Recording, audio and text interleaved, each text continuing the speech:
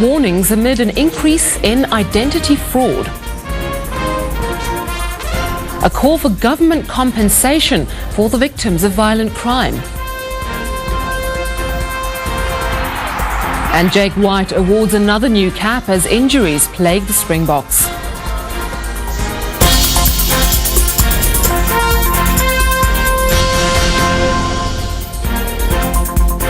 Live from Johannesburg, this is E-News Primetime. A very good evening. Your identity is not safe. Experts are warning of an increase in identity fraud and say a lack of proper statistics is hampering efforts to curb the crime. Identity fraud is a global phenomenon, a byproduct of the digital age. But while South African experts warn it's on the increase, they can't say how much money it's costing the economy. That's because police statistics on this particular kind of crime aren't detailed enough. What the experts do know is that disorganization and corruption at Home Affairs make it easy for criminals to get their hands on ID books. Fraudsters usually cherry-pick identity numbers, favoring people with a clean credit record. They then open a number of accounts in a person's name using a stolen ID book and go on a spending spree.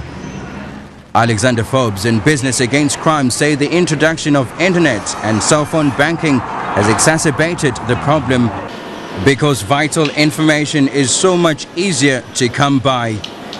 Still, banks say internet and cell phone banking are perfectly safe so long as customers do their bit too. There's enough information available to really inform yourself about what is best practice. Update your password regularly. Do not transact from an unsecured PC. Use alternative bank channels. That's a starting point of being secure while you do your online banking. If you get a message on your phone late night informing you of movements on your online account, most people are likely to just go straight back to sleep. Experts say this is when you should phone a 24-hour banking service, and this may save you from being robbed of your hard-earned cash. Macintosh and Zamande, E-News, Durban. The Democratic Alliance has called on government to compensate the victims of violent crime. The party says a fund should be set up for this purpose. Another innocent victim of crime.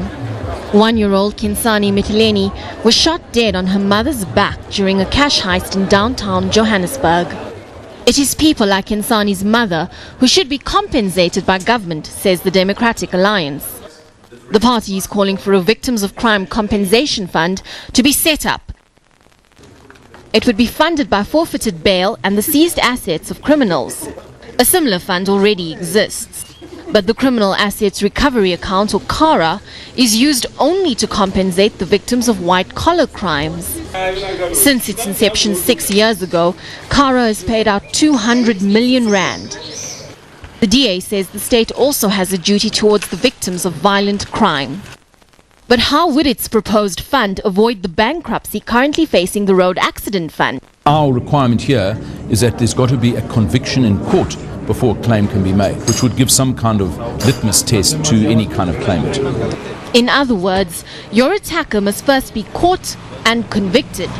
But by the DA's own admission, most criminals are never convicted. I think the biggest single cause of crime is the fact that criminals get away with it. I think fewer than 1 in 10 lands up being convicted in a court for a serious violent crime. A populist idea to win support or an initiative that will work. There's no denying, though, that the criminal justice system is in dire need of resources and funding. Government may dismiss the DA's proposal as an attempt to win popularity. Calais Nair, E-News, Johannesburg. Johannesburg police have smashed a counterfeit goods syndicate they believe is the biggest in Gauteng. They raided a Kempton Park warehouse this morning and seized thousands of pirated CDs and DVDs.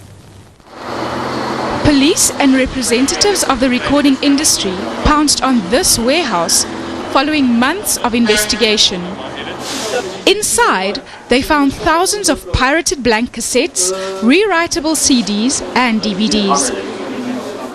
They also seized several machines used to produce these items. Police estimate the value of the confiscated goods at just over 1.5 million rand.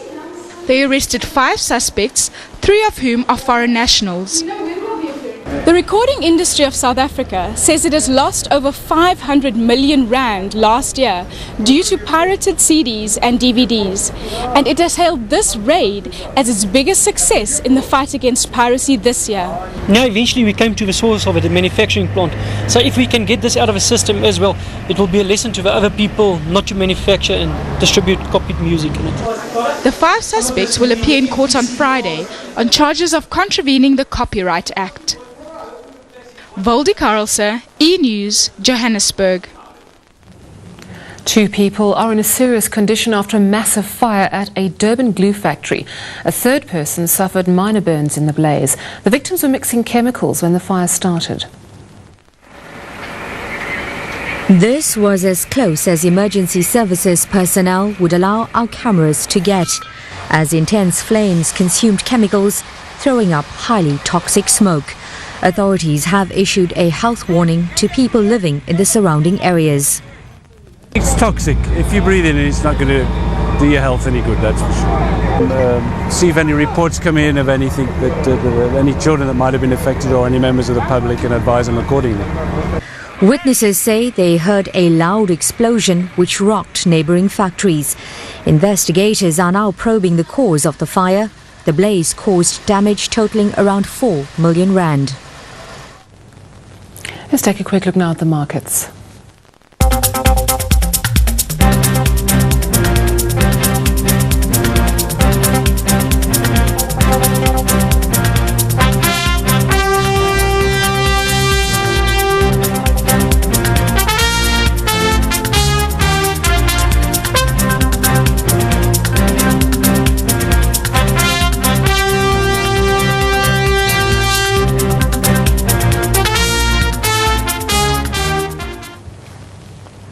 When E-News Primetime continues, pharmacists demand government put its new dispensing regulations on hold, claiming they'll be forced out of business.